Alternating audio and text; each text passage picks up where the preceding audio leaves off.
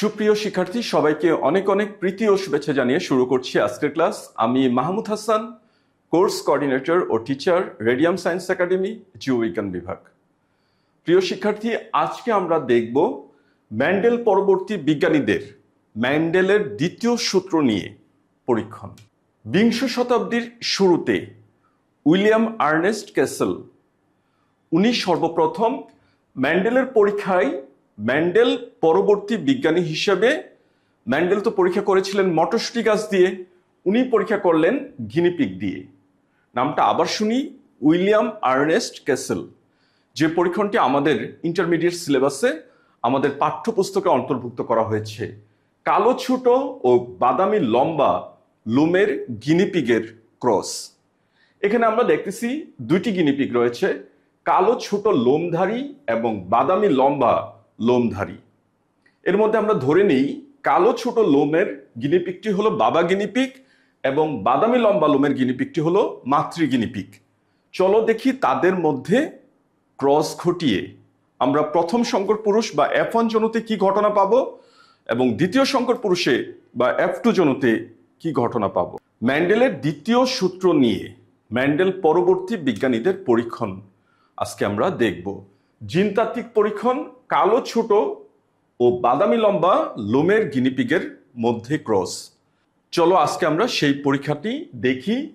তাহলে আমরা এই পরীক্ষণ কিভাবে শুরু করব। এখানে মনে করো উদ্দীপকে দেয়া আছে কালো ছোট ও বাদামি লম্বা লোমের গিনিপিগ। তাহলে আজকে আমরা পরীক্ষা করতে যাচ্ছি কালো ছোট এবং বাদামি লম্বা গিনিপিগের জিনতাত্ত্বিক পরীক্ষণ। যেহেতু কালো ছোট লোম ও বাদামি লম্বা লোম বাহ্যিক প্রকাশিত লক্ষণ, এই জন্য এই লক্ষণটাকে আমরা বলি ফিনোটাইপ। তার জিনোটাইপ আমরা ধরে নেই প্রথম, যেহেতু কালো ছোট বাদামি লম্বা লোমের গিনিপিগ, এর মধ্যে ক্রস ঘটানো হচ্ছে এবং আগে দেয়া আছে কালো ছোট লোম এবং পরে দেয়া আছে বাদামি লম্বা লোম। প্রিয় শিক্ষার্থী লক্ষ্য করো, পরীক্ষাতে যদি তোমার এইভাবেও কোনো প্রশ্ন দেয়া থাকে, তুমি ধরে নিবা যে ফিনোটাইপিক বৈশিষ্ট্য আগে দেওয়া আছে, তবে সেটা প্রকট বৈশিষ্ট্য, এবং যে বৈশিষ্ট্য পরবর্তীতে দেওয়া আছে সেটা হবে প্রচ্ছন্ন বৈশিষ্ট্য। তাহলে কালো ছোট লোমের গিনিপিগ বাদামি লম্বা লোমের গিনিপিগের উপর প্রকট। তাহলে আমরা জিনোটাইপ এবার ধরবো। যেহেতু প্রকট কালো ছোট লোম, এই জন্য তার ইংলিশ নামের প্রথম অক্ষর কালো, ব্ল্যাক, এই জন্য আমরা ধরতেছি ক্যাপিটাল বি। আর বাদামি প্রচ্ছন্ন, কালোর প্রচ্ছন্ন রূপ হলো বাদামি, এই জন্য আমরা এটাকে ধরবো স্মল বি। এবং ছোট লোম লম্বা লোমের উপর প্রকট, এই জন্য ছোট শর্ট, এই জন্য আমরা ধরতেছি ক্যাপিটাল এস, এবং এখানে আমরা ধরতেছি স্মল এস। প্রিয় শিক্ষার্থী, অবশ্যই তোমরা জানো কেন ক্যাপিটাল বি ধরেছি, কারণ ইহা দৈহিক প্রকাশিত বৈশিষ্ট্য, এই জন্য ডিপ্লয়েড বৈশিষ্ট্য, এই জন্য আমরা ক্যাপিটাল বি দুইবার লিখেছি এবং ক্যাপিটাল এস দুইবার এস লিখেছি। তাহলে দেহে প্রকাশিত বৈশিষ্ট্য, বাহ্যিক প্রকাশিত বৈশিষ্ট্য এবং অভ্যন্তরীণ জিনোটাইপিক বৈশিষ্ট্য। তাহলে অক্ষর দিয়ে আমরা ধরেছি জিনোটাইপ। পরবর্তীতে আমরা দেখব এখান থেকে কয় ধরনের গ্যামেট সৃষ্টি হবে। বাবা থেকে সৃষ্ট দেখো, লক্ষ্য করো, এক ধরনের গ্যামেট সৃষ্টি হবে, ক্যাপিটাল এস। আর মাতৃ উদ্ভিদ, এখান থেকেও দেখো এক ধরনের গ্যামেট সৃষ্টি হবে, স্মল এস। গ্যামেট বহু সংখ্যক সৃষ্টি হবে, কিন্তু আমি বলেছি কত ধরনের। তাহলে বাবা থেকে সৃষ্টি হয়েছে এক ধরনের পুং গ্যামেট বা শুক্রাণু, এবং মায়ের থেকে সৃষ্টি হয়েছে এক রকমের শ্রী গ্যামেট বা ডিম্বাণু। এই দুটি গ্যামেট মিলে যখন আবার জাইগোট সৃষ্টি করবে, তাহলে হবে capital B, capital S, small S. আগে বলেছি, আমি ধরে নিয়েছি কালো ছোট বাদামি লম্বার উপর প্রকট, এই জন্য আমরা ম্যান্ডেলের সূত্র অনুযায়ী আমরা জানি প্রথম সংকর পুরুষে শুধুমাত্র প্রকট বৈশিষ্ট্যই প্রকাশিত হবে। তাহলে সেই হিসেবে এখানে বাহ্যিক প্রকাশিত লক্ষণ বা ফিনোটাইপ হবে কালো ছোট লোম। তাহলে শিক্ষার্থীরা চলো আমরা সাইড নোট দিয়ে নেই। আমরা দেখেছি পরবর্তী জেনারেশনের জিনে নিহিত বৈশিষ্ট্য জিনোটাইপ কি হয়েছে, capital B, capital S, small S, অর্থাৎ হেটারোজাইগাস বৈশিষ্ট্য প্রকাশিত হয়েছে, এবং যার ফিনোটাইপিক বৈশিষ্ট্য হলো কালো ছোট লোম। তাহলে আমরা এখানে লিখবো ফিনোটাইপ। আর এ হলো প্রথম অপত্য বংশধর বা F1 জনু। আমরা F2 জনু পর্যন্ত যাই সবসময়, অর্থাৎ আমরা চেকার বোর্ড নির্ণয় করে F2 জনু পর্যন্ত যাব। তাহলে F2 জনুতে গেলে কি করতে হবে?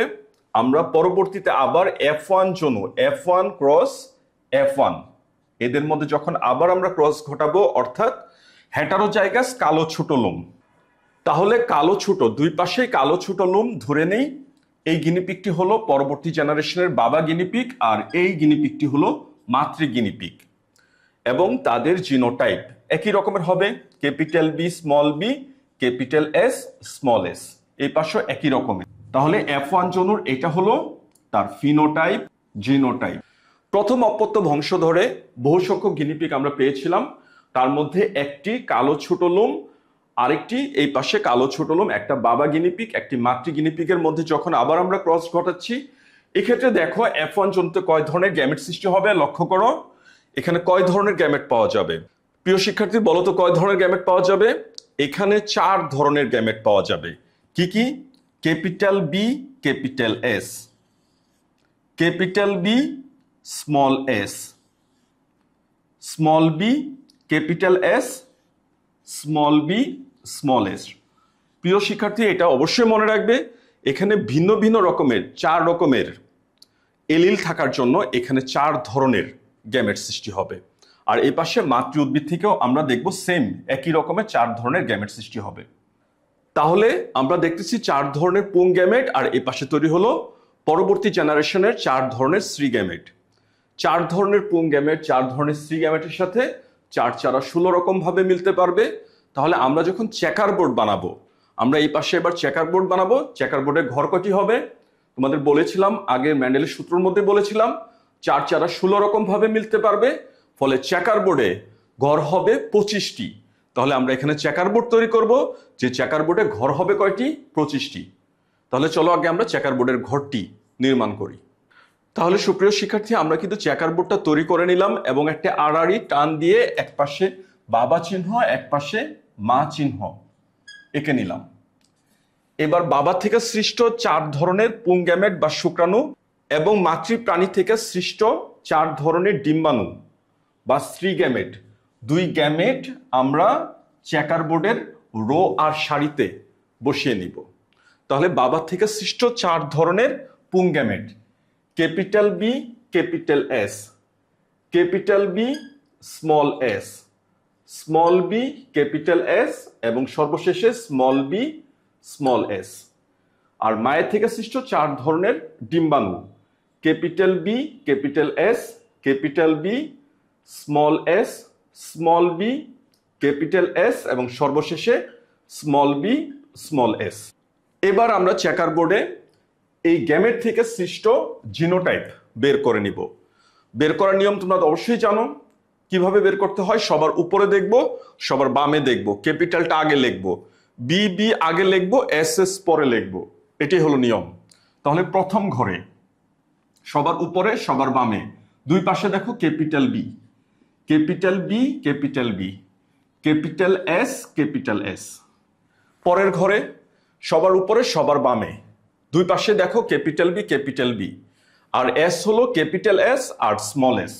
তাহলে জিনোটাইপ কি দাঁড়াচ্ছে? Capital B, capital B, capital S, small S.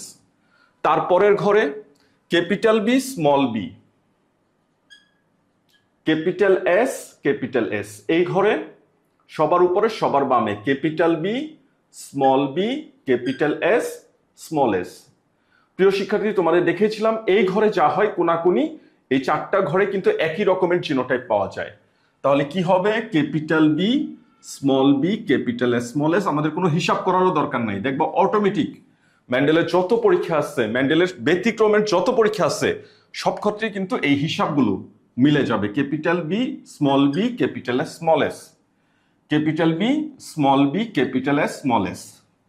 এই ঘরে সবার উপরে সবার বামে capital B, capital B, capital S, small S. এই ঘরে সবার উপরে সবার বামে স্মল এস, স্মল এস। এই ঘরে কি হবে?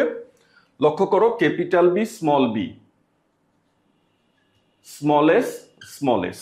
এই ঘরে সবার উপরে সবার বামে capital B, small B, capital S, capital S. এই ঘরে স্মল বি ক্যাপিটাল এস, এই ঘরে small B capital S small S, এই ঘরে ক্যাপিটাল বি স্মল এস, এই ঘরে small B capital S small S, আর লাস্টের ঘরে সব স্মল, কারণ সবার উপরে সবার বামে দুই ক্ষেত্রেই লক্ষ্য করো সব হলো স্মল লেটার।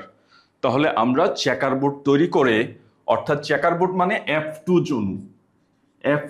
জনু এর যত প্রাণী পাওয়া যাবে সবার জিনোটাইপ বের করে নিলাম। এবার চলো আমরা এই জিনোটাইপ থেকে ফিনোটাইপ বের করব। একটা ক্যাপিটাল বি থাকলেই হবে প্রকট বৈশিষ্ট্য, মানে কালো লোমধারী গিনিপিগ।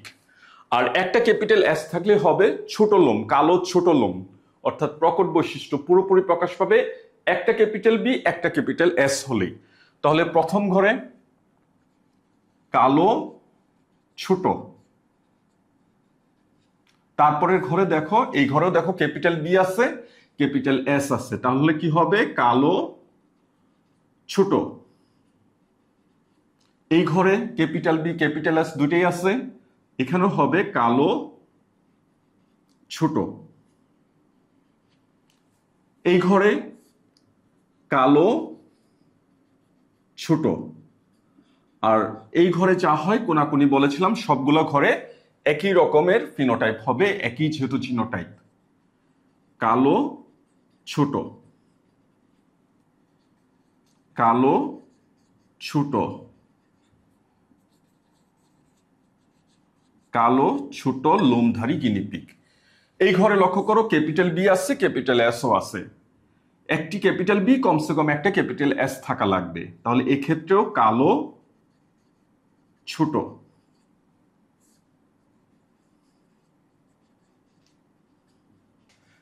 শিক্ষার্থী এই ঘরে খেয়াল করো, এই ঘরে কি হবে, এখানে ক্যাপিটাল বি আছে তাহলে অবশ্যই কালো হবে, কিন্তু কোনো ক্যাপিটাল এস নাই, তাহলে প্রকট বৈশিষ্ট্য ছোট লোম প্রকাশ পাবে না, তার প্রচ্ছন্ন রূপ যেহেতু দুইটাই স্মল এস, তাহলে প্রচ্ছন্ন রূপ হচ্ছে লম্বা লোম, তাহলে কালো লম্বা লোম। এক্ষেত্রে দেখো একই রকমের ক্যাপিটাল বি আছে কিন্তু ক্যাপিটাল এস নাই, তাহলে হবে কালো লম্বা। এবং এই ঘরে লক্ষ্য করো একই রকমের, এখানে যে ধরনের জিনোটাইপ এখানে একই রকম জিনোটাইপ, তাহলে এই ক্ষেত্রে হবে কালো। শিক্ষার্থী এই ক্ষেত্রে কি হবে লক্ষ্য করো, এই ক্ষেত্রে আমরা দেখতেছি কোনো ক্যাপিটাল বি নাই, এখানে আছে স্মল বি, মানে কালো প্রকাশ পাবে না, প্রকট বৈশিষ্ট্য প্রকাশ পাবে না, এখানে প্রচ্ছন্ন বৈশিষ্ট্য অর্থাৎ বাদামি লোম আত্মপ্রকাশ করবে, তাহলে এই ক্ষেত্রে হবে বাদামি। কিন্তু ক্যাপিটাল এস আছে তাহলে কি হবে, এক্ষেত্রে ছোট হবে, বাদামি ছোট। এক্ষেত্রেও দেখো একই রকমের ক্যাপিটাল বি নাই তাহলে বাদামি, কিন্তু ক্যাপিটাল এস আছে, একটা ক্যাপিটাল এস আছে, এই জন্য এখানে হবে ছোট মানে প্রকট বৈশিষ্ট্য। এবং একই রকম জিনোটাইপ দেখো এখানেও, তাহলে কি হবে বাদামি ছোট। সর্বশেষে এই ক্ষেত্রে খেয়াল করো, এখানে সবই স্মল লেটার, অর্থাৎ জিনোটাইপটা দেখো সেম একই রকমের, অর্থাৎ প্রচ্ছন্ন বৈশিষ্ট্য বাদামি লম্বা, তাহলে আমরা এক্ষেত্রেও লিখব বাদামি লম্বা। তাহলে এই হলো F2 জনু, আমরা ফিনোটাইপ জিনোটাইপ উভয় নির্ণয় করলাম। এবার আমরা অনুপাত নির্ণয় করব, ফিনোটাইপিক অনুপাত। আমরা এভাবে লিখব ফিনোটাইপিক অনুপাত। আমরা ফিনোটাইপগুলো লিখে নেই। কালো ছোট, শিক্ষার্থী লক্ষ্য করো আমরা কালো ছোট কয়টি পেয়েছি, একটি, দুটি, তিনটি, চারটি, পাঁচটি, ছয়টি, সাতটি, আটটি, নয়টি, তাহলে কালো ছোট কয়টি হলো, নয়টি। আমরা ফিনোটাইপে আমরা দেখলাম কালো ছোট অর্থাৎ প্রকট বৈশিষ্ট্যের প্রকট জিন থাকার জন্য এখানে হুবহু আমরা ফার্স্ট প্যারেন্টের আমরা কালো ছোট লোমধারী গিনিপিগ পেয়েছি কয়টি, নয়টি। আমরা পরবর্তীতে দেখব কালো লম্বা গিনিপিগ। কালো লম্বা দেখো কয়টি পেয়েছি, আমরা পেয়েছি একটি, দুটি এবং কয়টা, তিনটি, তাহলে কালো লম্বা কয়টি পেয়েছি, তিনটি। আমরা এরপরে দেখব বাদামি ছোট কয়টি পেয়েছি, এক্ষেত্রে লক্ষ্য করো বাদামি ছোট আমরা পেয়েছি একটি, দুটি এবং কয়টি? তিনটি। তাহলে আমরা এটাও লিখে নেব বাদামি ছোট কয়টি পেয়েছি? তিনটি। এবং সর্বশেষে বাদামি লম্বা, আমরা বাদামি লম্বা মাত্র একটি গিনিপিগ পেয়েছি। তাহলে কি লিখব? বাদামি লম্বা কয়টি পেয়েছি? একটি। তাহলে এই হলো ফিনোটাইপিক অনুপাত। আমরা এক্ষেত্রে আমরা শুধুমাত্র ফিনোটাইপিক অনুপাত পর্যন্ত বের করব। তাহলে এটি হলো উপযুক্ত ব্যাখ্যা দিয়ে। তাহলে এটি হলো এই যে পরীক্ষা আমরা দেখলাম কালো ছোট বাদামি লম্বা লোমের চিন্তাত্ত্বিক ব্যাখ্যা। আমরা এখানে সম্পূর্ণ বিষয়বস্তু আলোচনা করলাম এবং চেকার বোর্ড তৈরি করলাম। তাহলে যদি পরীক্ষায় এভাবে প্রশ্ন আসে কালো ছোট বাদামি লম্বা লোমের গিনিপিগের ক্রসটি দেখাও, তাহলে আমরা এইভাবে চেকার বোর্ড তৈরি করে F2 জনক পর্যন্ত গিয়ে তার ফিনোটাইপিক অনুপাত পর্যন্ত আমরা দেখিয়ে দেব। তাহলে এই হলো প্রশ্নের উত্তর। পরীক্ষায় যদি আসে যে মেন্ডেলের সূত্র এইভাবে ব্যাখ্যা করো 9:3:3:1 উপযুক্ত উদাহরণ দিয়ে ব্যাখ্যা করো, তাহলে আমরা মেন্ডেলের সূত্রের মতো আমরা এই ধরনের একটা পরীক্ষা দিয়েও ব্যাখ্যা করতে পারবো। আশা করি প্রথম থেকে শেষ পর্যন্ত ভালোভাবেই বুঝতে পেরেছো এবং আমি কিভাবে ব্যাখ্যা করেছি, কিভাবে চেকার বোর্ড তৈরি করেছি। আমাদের আরেকটা উদাহরণ এখানে আমরা দেখে নিলাম, পরীক্ষা আসলে অবশ্যই আনসার করতে পারবে। তাহলে সবাই ভালো থেকো, সুস্থ থেকো। পরবর্তী ক্লাস দেখার আমন্ত্রণ জানিয়ে আজকের ক্লাস এখানেই শেষ করছি। ধন্যবাদ সবাইকে।